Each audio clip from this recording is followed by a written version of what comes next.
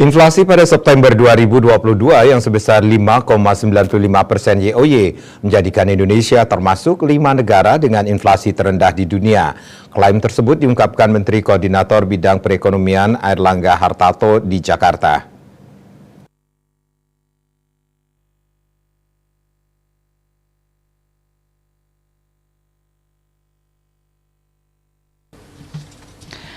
Airlangga dalam keterangan resmi Kemenko Perekonomian di Jakarta dikutip dari kantor berita Antara mengatakan inflasi Indonesia yang relatif terjaga di 5,9% menjadikan Indonesia termasuk 5 negara dengan inflasi terendah di dunia.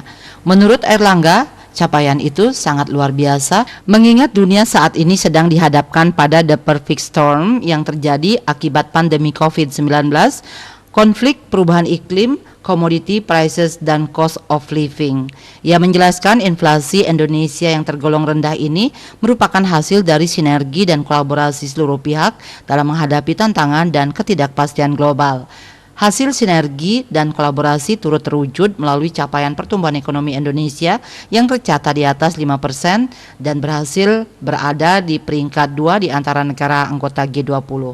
Pemerintah juga terus melakukan upaya terkait ketahanan pangan, yaitu meningkatkan produksi dan diversifikasi melalui pengembangan food estate dalam jangka menengah.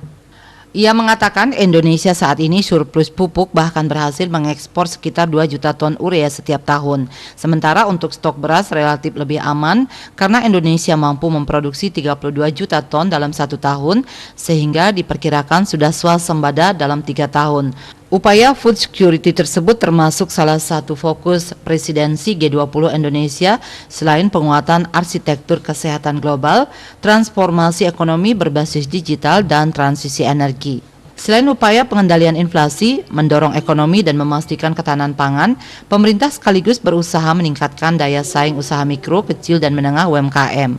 Peningkatan UMKM ini dibarengi dengan pengembangan industri halal melalui pemanfaatan digitalisasi, mengingat pemerintah ingin mengeksplorasi potensi UMKM Indonesia yang diprediksi menjadi terbesar di Asia Tenggara pada 2025.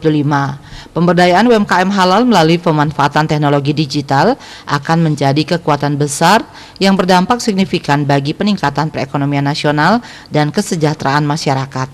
Airlangga pun mendorong peran MUI khususnya dalam upaya meningkatkan pertumbuhan UMKM, yakni salah satunya melalui kemudahan sertifikasi halal. Dikatakannya pemerintah menyadari pentingnya UMKM dalam perkembangan perekonomian saat pandemi COVID-19, karena itu usaha super mikro itu diberikan plafon sampai 10 juta. Bali Post melaporkan.